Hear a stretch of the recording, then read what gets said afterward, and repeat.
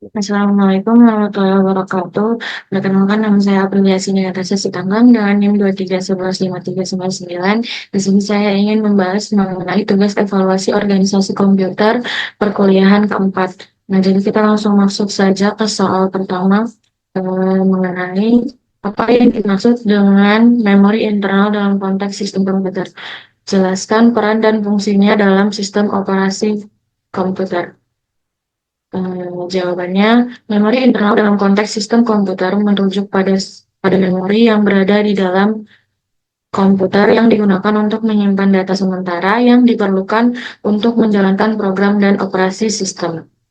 Peran utamanya adalah untuk menyimpan sementara instruksi program yang sedang berjalan dan data yang digunakan oleh CPU dan fungsinya mendukung kinerja dengan menyediakan akses cepat ke data. Kedua, sebutkan dan jelaskan dua jenis memori internal yang umum digunakan dalam komputer. Jawabannya, pertama ada RAM, yaitu memori volatil untuk menyimpan data dan instruksi sementara selama program berjalan. Kedua ada ROM, yaitu memori non-volatil yang menyimpan instruksi paling penting seperti firmware atau BIOS. Tiga, kita membahas mengenai mengapa kapasitas memori internal sangat penting bagi komputer dan berikan contoh dampak dari kapasitas memori yang tidak mencukupi. Jawabannya, kapasitas memori internal penting karena mempengaruhi kemampuan komputer untuk menjalankan banyak tugas sekaligus. Jika memori tidak mencukupi, sistem akan lambat karena harus menggunakan memori virtual yang lebih lambat. Contohnya, kinerja lambat saat menjalankan aplikasi berat dengan RAM kecil. Keempat, ada menjelaskan bagaimana proses penyimpanan data terjadi di dalam memori internal saat sebuah program dijalankan.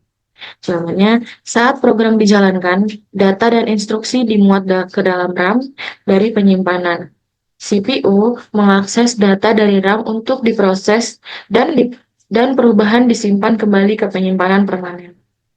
Soal terakhir, bagaimana perkembangan terbaru dalam teknologi memori internal saat ini dan bagaimana hal tersebut dapat mempengaruhi kinerja komputer masa depan. Jawabannya, perkembangan terbaru seperti DDR5 RAM dan NVMe SSD meningkatkan kecepatan akses data. Teknologi seperti MRAM dan 3D Expoint berpotensi menyatukan penyimpanan dan memori untuk kinerja lebih cepat di masa depan. Nah, sekian dari presentasi saya mengenai perkuliahan keempat. Apabila ada salah kata, mohon maaf. Assalamualaikum warahmatullahi wabarakatuh.